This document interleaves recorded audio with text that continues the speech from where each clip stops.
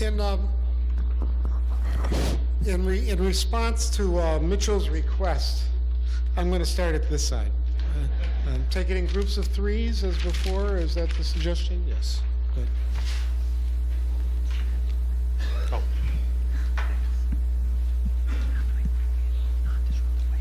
I need time. You want to take one at a time? Okay. What amazed me, and truly admiration here, is the clarity with which you broke down the terms, one category after another, and clearly every time I said to myself, oh, he's going to forget that. No, sure enough, he hadn't forgotten it. It was coming up, and it was said very well, I have to say. I'm all awed by this discussion. Some points that I wanted to just add on and tag on, like little notes, post-it notes that come to one, is that I think I agree that spirituality is probably a combination of others under the heading of ethics, and one's ability to bond with them, and at the same time a connection to that which is timeless and goes on forever. So in other words, it's my way of saying the horizontal with the vertical moving perfectly in whatever way you do it. And I have to say that I'm still struggling with the ideas. How many of you have seen the movie Gladiator? Okay, we see it all the time because I have 3 boys at home, but it's a very crass movie, but it's very well done. And there is a moment, however, and actually it occurs a few times, when you can see the gladiator, who is this ruffian type, who carries with him, I believe, the little dolls of either they're his children or his ancestors. It's never quite made clear. And he carries them, and he will not part with them because they are the most important things to him. It's his connection to either those before him or to those who have come immediately after him and are with him. And at the very end of the movie, they are buried by a friend, which also tells you that however much the friend believes in it, he still respects the dead gladiator in order to bury his idols in the ground. And I felt, yes, this is what it's all about. But then many issues come to my mind. For example, the businessman who's quite cold in his approach to so many issues, and yet who you know is a very, very ethical man, extremely ethical. And then you go home and you say, well, would this person understand this particular spiritual configuration? And you have no way of knowing, because that person never shows that configuration. In other words, it's shielded under this mask of sobriety. And yet you know that this person is a profoundly moral human being. Or there's the opposite. There is a writer who was quite famous and whom I detest and have no respect for, because I think he's shallow and superficial and all those things. And one day I said, and we came one day to an institution where I taught, and I met him, and I didn't show how much I thought he was shallow and superficial. And as we were speaking, I turned to a colleague, I said, shallow. And she turned to me and says, no, he has a soul. And what she meant by the word soul was, no, he has a very profound understanding of things that sort of pass before us and we don't see. And since I had a lot of respect for my colleague, I said, well, she must have a point. And I gave this author a second chance and a third chance, and he failed them each time. But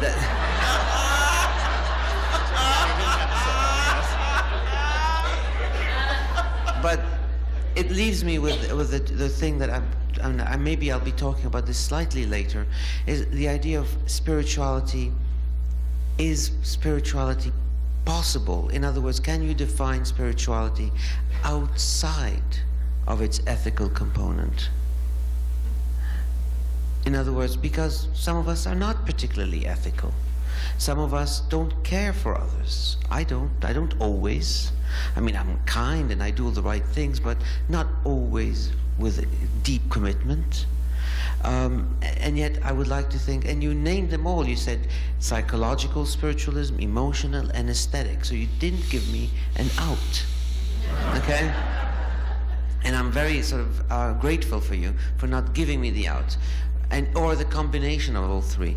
But I still have a hard time with the ethical. It's very attractive to say you need an ethical component to be a spiritual human being, because you feed off it as well.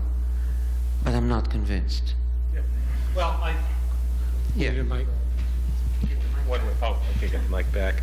Yeah, it's hard to improve on Andre Aciman, but let me just answer a few things. Yes, I thought that in that crude film with crude people, that was a moment of poignancy when he's carrying these little dolls, which were really the ancient equivalent of photographs in a way. I mean, they didn't have photos, so he carries it.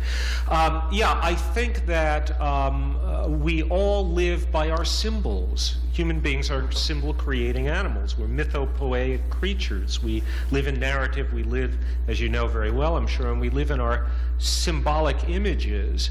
And indeed, if the gladiator would have said, "This is my child or my ancestor," or "the spirit is in this doll," that would have been idolatrous. But if he uses it as an opportunity to feel a sense of connectedness with those who came before, or his children, or whatever, then I think that is an appropriate, if I can call it spiritualized use. It may sound strange to some rationalists, but every year around Rosh Hashanah time, I try to visit my family cemetery. Both my parents are long gone, and many relatives are there. And I recognize, of course, as a rationalist, and I fully accept, that my parents are not there. They're not there.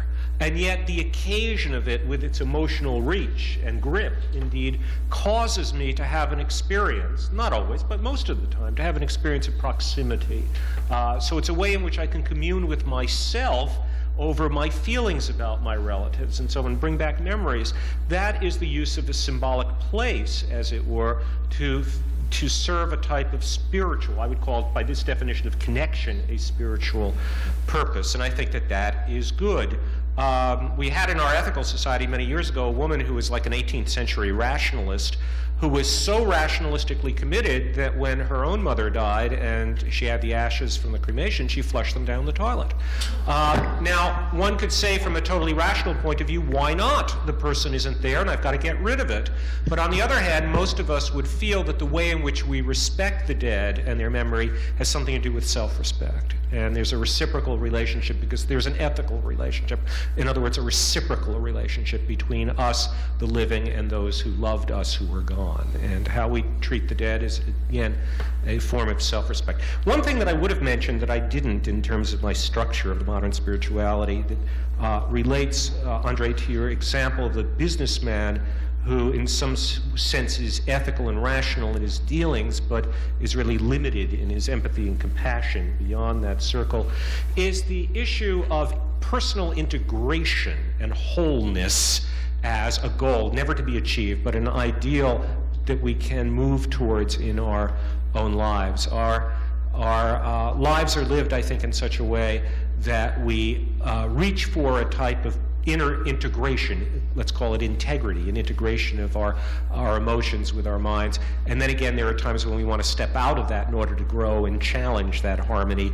But I think that striving for an integral self and creating what you'd call personal wholeness is part of the spiritual quest. And I would say to this businessman that if your intellect and rationality and your rationally derived ethics is overdeveloped, but your emotions, in this case emotions that relate to compassion and empathy and so forth, is underdeveloped, you as a type of, in terms of a personal, here would be a little abrupt, a type of personal, psychological, or spiritual profile are bereft. I think that we need to seek a harmony between the intellectual life and our capacity to feel, however elusive that harmony may be. So that's how I would sort of get at that. His problem is that he has not sought or achieved, or perhaps doesn't even value integration, personal integration as a goal. There was a third thing you mentioned, I can't remember. Oh, ethics. I don't think that all spiritual experiences need to be ethical experiences. They need to be spiritual experiences of connectedness, but not necessarily with responsive or sentient creatures, such as human beings or even animals, I would include in this. I remember in 1993, I went backpacking in the wilds of Alaska by myself. And I was out in the woods for a few days in the mountains, and I came to one place, and it was absolutely a beautiful vista. I could see hundreds and hundreds of unnamed mountains, mountain range after mountain range after mountain range, probably for 80 miles, 100 miles. Not a single artifact created by human hands, not a light bulb, not an electric line, no noise. It was perfectly quiet. And I said to myself two things. First was, this is the first time in my life ever where if they wanted to find me, they couldn't. And it felt darn good. The second was a sense, again, of rapport with the majesty of it and my own sense of sweet solitude and smallness within the context of that encompassing world. That was a spiritual experience in the way in which I'm defining it. Maybe not the highest level, a mid-range spiritual experience, but it was not an ethical experience because I was having rapport with mountains and not with human beings. So I would agree, not all, unless you define ethics as connection with anything at all, then indeed there are many spiritual experiences that are not ethical. It's nature mysticism. I mean, the transcendentalists, New England transcendentalists, the 19th century, always talking about a nature mysticism, as it were, a communion with nature. That's not new, and it's not necessarily ethical. So let me end there. Okay. Rachel? I'm sorry, Ruth. Yes. Come from the same book, Rachel and Ruth.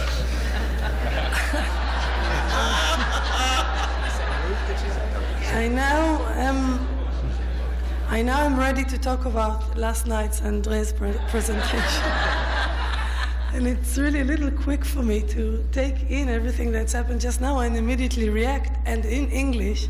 But I'll do my best to give you a couple of the thoughts that I'm entertaining at the moment. First of all, about Gladiator. Of course, like most of us, I'm carrying my little dolls with me, of the children. I saw it 4 times. I loved the movie. It's amazing. And you're not even a little boy. Yeah, and I don't have little boys that watch films yet. Because my favorite thing about Gladiator was that it is filmed at the time of the Talmud. And there was a feeling that if they would take the camera a little to the right or a little to the left, you see Rabbi Yochanan. And I was watching all the time with the earrings and the house and what they ate and the way they dressed. And it was so Talmud. And there's not yet, until today, any movie ever that was done on that period in Jewish eyes. So this is the big fantasy, I confess. Now I want to speak about spirituality and Musar, no? Ethics. 2 thoughts that I had after September 11th, as an Israeli looking at American response to this history in our eyes and this tragedy. The first thing I was looking at when I was still in Israel, and television, we watched it like the rest of the world in real time together with you, which is quite amazing that we're on the phone with a friend in New York and trying to get on the phone. It wasn't so easy, and watching it on CNN and knowing that it really happens to someone here. And after a day or two, we can't help it, but we get used to terror again and again and again, to the point that since I was a little girl until today, and I don't see a time when I will not be living in this fear that bring all kinds of funny way of behaving. Like you have this not official map in your head.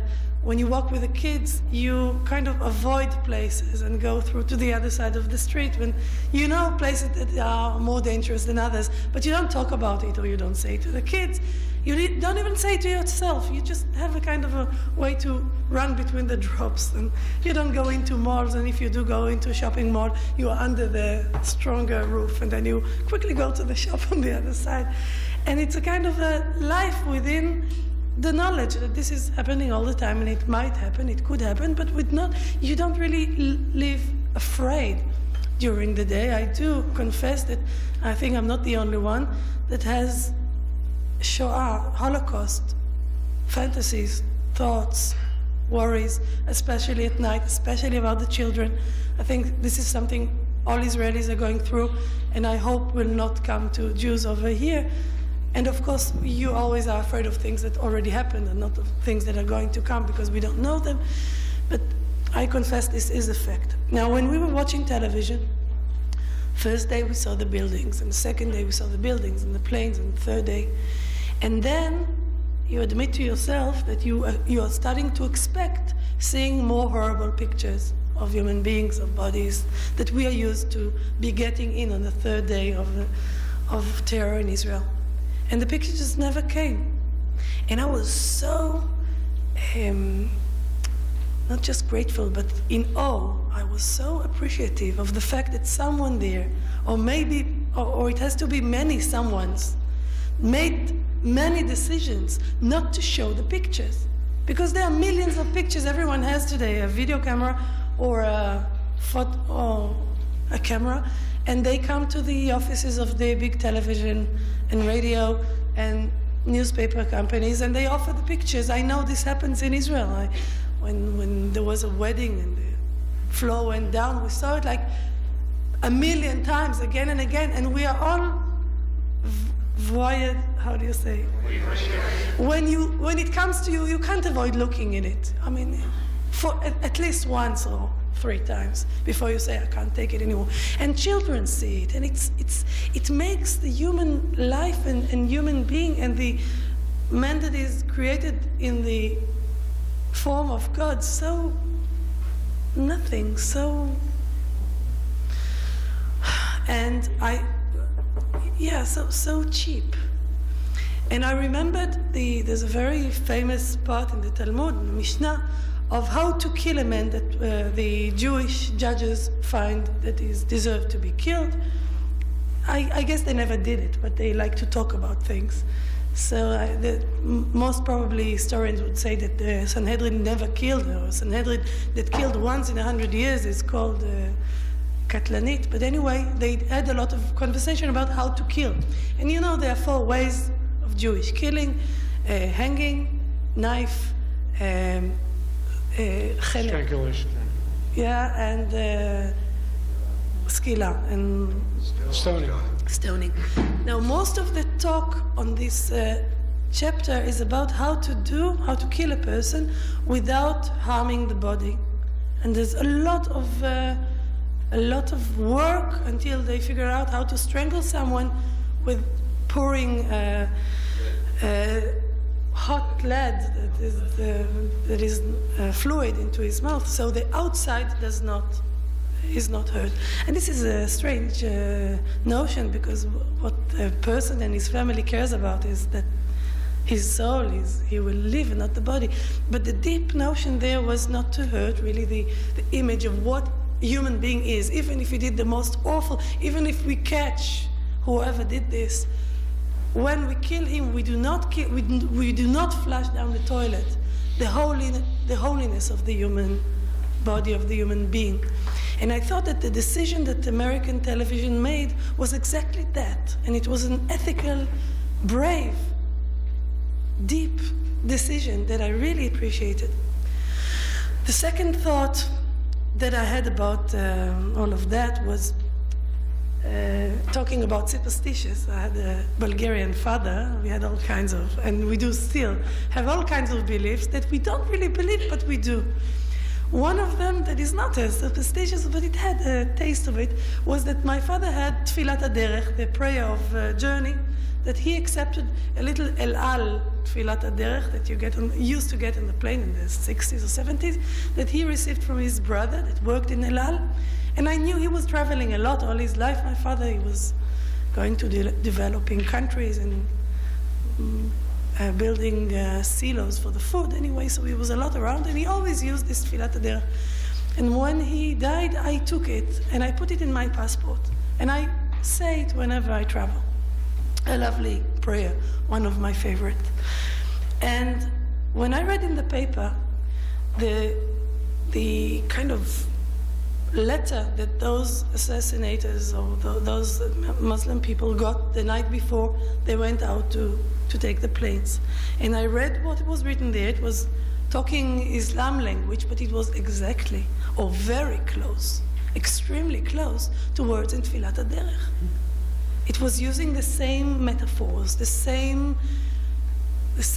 hopes, and I was so thrilled suddenly. What is happening? I'm sure there was at least one person on one of those planes that was Jewish and said Tfilat HaDerech when they were taking off. And this other man is saying the same words, and that thought of how same words could be used in such horrible different ways was really amazing for me, and a lot about what spirituality can get to and what spirituality, I mean, I can't even put it to exact words. Just another little thing, I got lost now in the morning. I tried to walk here and I walked all the wrong way. I think I'm the first one that could get lost in this little place, but I did. So I walked all the way to some Shell station and I asked them, do you know the address? And they showed me the right way. And I saw in the window, there were about 100 flags of the United States and a sentence that said, "We will not forget September 11th," and a signature. And I was amazed because on all the cars in Israel after Rabin's assassination, there's a sticker that says, "We will not forget November 4th." And I thought how the whole world, when you talk about bitachon, about security, which is one of the names of God, that changed into names of ministers and army bases, bitachon. Again, it happens in the same time, and the world has become such an unsafe place that bitachon, security, goes back to be something else. That again, I can't exactly put my finger to. Thank you. Thank you. Dan? Just a very brief question. Thank you very much for your very illuminating paper. Could I ask about the status of ethics and spirituality? Are you saying that if a religious tradition, a spiritual tradition, has, in your view, a weak or corrupt or morally deficient dimension, that it ceases to be spirituality? Is it a diminished spirituality? What are you saying about the spirituality of that kind of system? Well, an example. Nina, why don't you take that over there? Let me. From Ruth. An example would be helpful, but what I was trying to say is that spirituality, when we're talking about ethics, emerges from the direct lived relationship that I have with other human beings. And as I tried to say in the example of where I gave the example of Nazism, that a spiritual experience can either be positive or negative, good or bad. In some ways, it is, although spiritual experiences lean towards pleasant experiences, they are ultimately neither good nor bad in and of themselves, but whether they are good or bad depends on the moral content that you add to it. I mean, if the moral content is genocide and you inspire people to a spiritual experience about their racial superiority, it may be a spiritual experience, but it's one that I think we ought to avoid. On the other hand, if it's around a beneficent value, then that's good. I don't think moral values, I don't see a value as an experience. There are many values that are very bad values, but I think that is unconnected from spirituality as I was attempting to define it. If there are morally repugnant aspects to various traditions, then I think those need to be encountered on ethical terms. But I don't think spirituality necessarily enters into that struggle. Maybe I'm misunderstanding your categories here, Dan. Not at all. But let me give you an example. Okay. Let me give you an example. Sure. Presumably, the Taliban. Okay. Through the past few years when they've been in power. Correct. See themselves as exemplifying in their lives the spiritual dimensions of Islam. Correct. While at the same time, I think you would probably regard many of their actions and their interpretation of Quranic ethics Right. as morally deficient. Correct. Like stoning, sodomists, etc. Right. Now, do you And want enslaving the female population of the country. Right. But they certainly, in terms of the way they live their lives, see Right. themselves as devout Muslims, and they are living, in their view, in their eyes, a spiritually upright life. Now, do you want to say that yes, even though you're critical of their ethical system, they are living a spiritual lifestyle which has its own spiritual integrity? Or do you think the fact that you feel that their ethical system is deficient means that their spiritual life is not sufficient, is not authentic? Is it a less than satisfactory? How do you view their Right. I mean, it's not the type of spiritual life I would choose for myself or for you. But no, I think that, well, you take a fellow like Osama bin Laden, our friend bin Laden, and from the point of view of integration in the categories that I've mentioned, he may be a very well integrated person. He is living out his philosophy. He has certainly found a vocation that is personally satisfying for him. And in some ways, he's interpreting, he has a value structure that's deeply, inculcated, which he affirms and believes in with a great deal of self-confidence.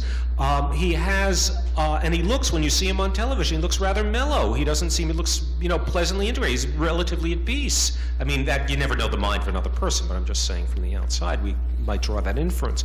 So I would say, yes, he would fit, and he's within a cadre, a community of fellow believers.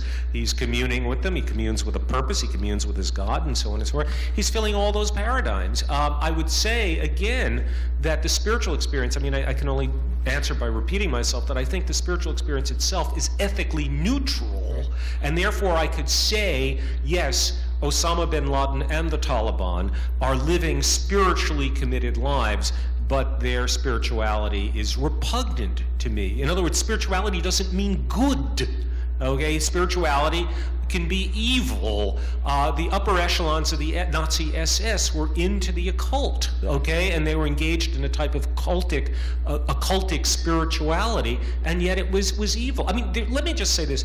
Religion, like spiritualities, if somebody says, religion has gotten a free ride in American life recently. If you do something in the name of religion, everybody's going to assume it's got to be good, okay? What we have forgotten is that religion and spirituality can be demonically evil.